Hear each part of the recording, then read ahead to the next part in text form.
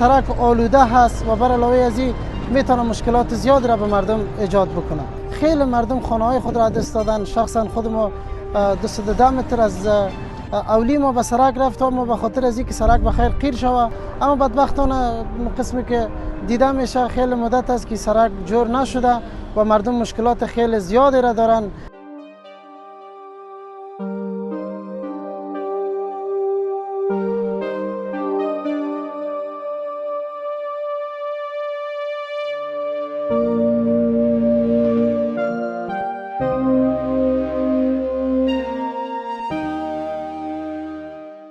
چند سال پیش سرک تخریب شد، دیگه قرار بود کارش زود آغاز شوه و قراردی شوه، دیگه متاسفانه دیگه این کار نشد. دیگه ما خیلی مشکلات داریم از خاکباتش گل لایش دمی روی به حساب زمستان است، دیگه به حساب مشکلات مردم زیاد است.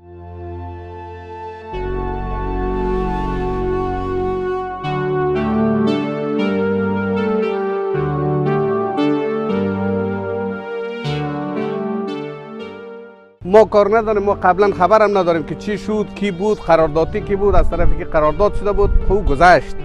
حال ما فعلا شهردار فعال داریم، واقعا شهردار ما شهردار فعال است. اگر از فواید عامه از هزار بخش که است امروز ما مردم کمک کنه سرک ما رو پخته کنه و دیگه اینمی پول استملاک برای مردم بده.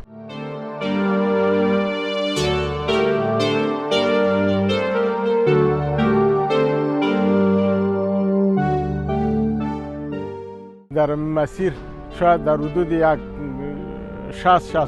60-65 قوالی که من جمع کردم برای اراضی برده تسلیم کردم، خانه مردم تخریب شدن. این مدت 2 سال میشه که نه سر و صدای قیر است و نه دیگه. هر چه زودتر این میره اقدام کنه دولت امارت اسلامی در این مورد باید یک توجه خاص را به خرج برده. در این رقم دیگه پروژه هم قراره که آدم در تلویزیون میبینه شروع شده، اما از این پروژه هیچ سر و صدایی نیست.